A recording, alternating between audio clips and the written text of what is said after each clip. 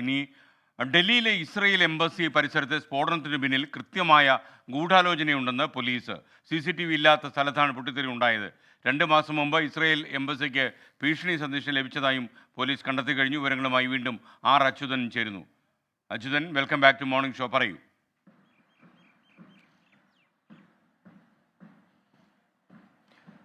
കഴിഞ്ഞ ചൊവ്വാഴ്ച രാത്രിയാണ് ഈ ഇസ്രായേൽ എംബസിക്ക് സമീപത്ത് ഒരു പൊട്ടിത്തെറി ഉണ്ടാകുന്നത്. തുടർന്ന് വിദഗ്ധ സംഘം NIA സംഘമെത്തി പരിശോധന നടത്തി. ആദ്യം ഫോറൻസിക് സംഘമെത്തി പരിശോധന നടത്തിയെങ്കിലും എന്താണ് ഈ പൊട്ടിത്തെറിച്ച സ്ഫോടക വസ്തു സംബന്ധിച്ചുള്ള ഒരു അവശിഷ്ടങ്ങളും അവിടുന്ന് കണ്ടെത്താനായിട്ട് കഴിഞ്ഞിട്ടില്ല.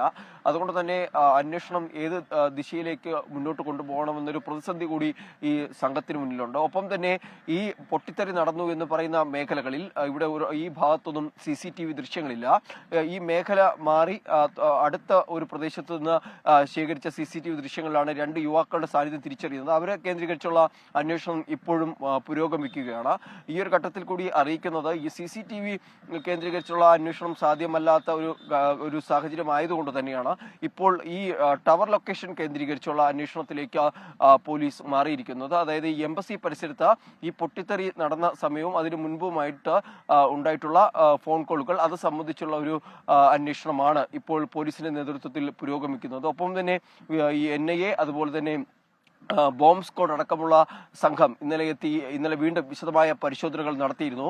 NSGയുടെ സംഘമാണ് ഇപ്പോൾ ഈ മേഖലയിൽ സുരക്ഷ ഒരുക്കിയിരിക്കുന്നത്.